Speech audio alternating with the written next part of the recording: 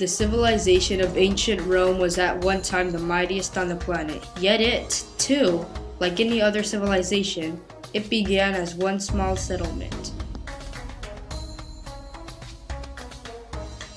One of the things the Romans are most famous for is their architecture. The Romans brought a lot of new ideas to architecture, of which the three most important are the arch, the baked brick, and the use of cement and concrete. Around 700 BC, the Etruscans brought West Asian ideas about architecture to Italy, and they taught these ideas to the Romans.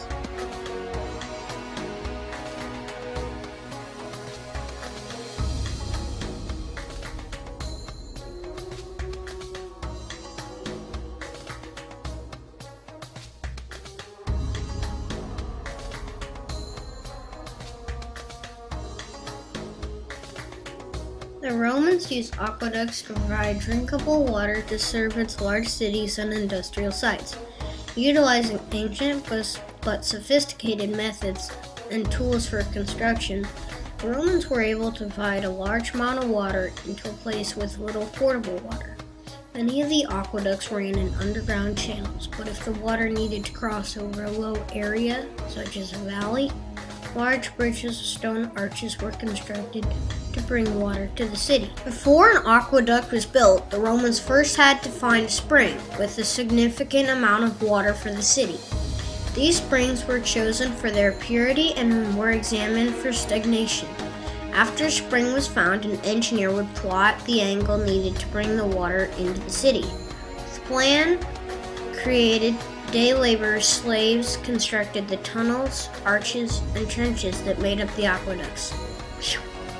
A Roman aqueduct was a complex system utilizing 5 different building techniques to bring water into the cities.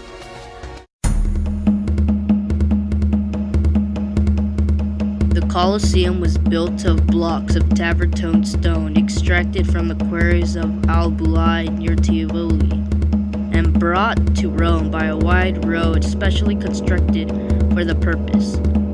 The amphitheater forms an oval of 527 meters in circumference.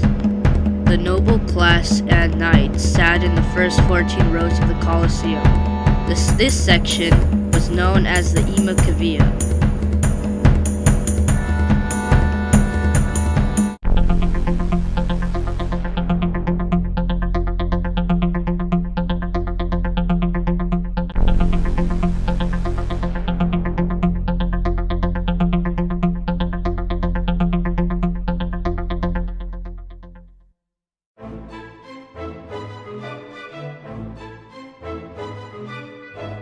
This wall is 130 kilometers. Hadrian's Wall is very well preserved in many different locations. It was the Emperor Hadrian who came to the province of Britannia in 122 AD and gave orders to build this monumental frontier system. A massive wall connected the forts and watchtowers, a tremendous effort for an expensive project.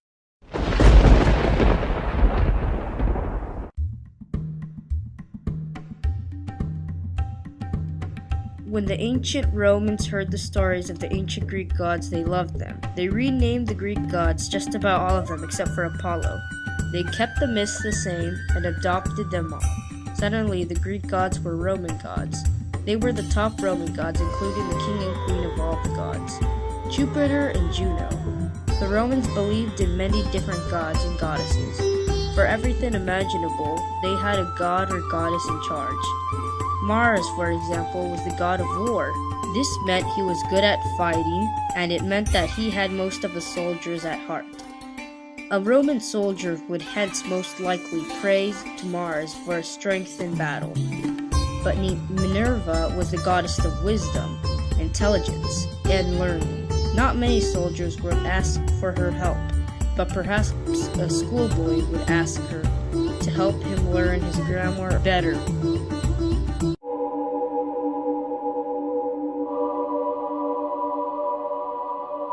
Rome prospered for over 500 years and was ruled by 140 different emperors.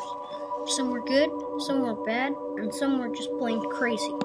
Julius Caesar is one of the best-known politicians and generals in Western history. From a noble but poor Roman family, Caesar made his fortune and reputation first as a soldier, as a member of the first triumvirate with Pompey and Crassus. He was one of the most powerful men in Rome. Ultimately, he fought a great civil war with Pompey for mastery of Rome, and ruled for 4 years afterwards as a dictator. On the ideas of March 44 BC, he was assassinated by a conspiracy of senators, including Brutus.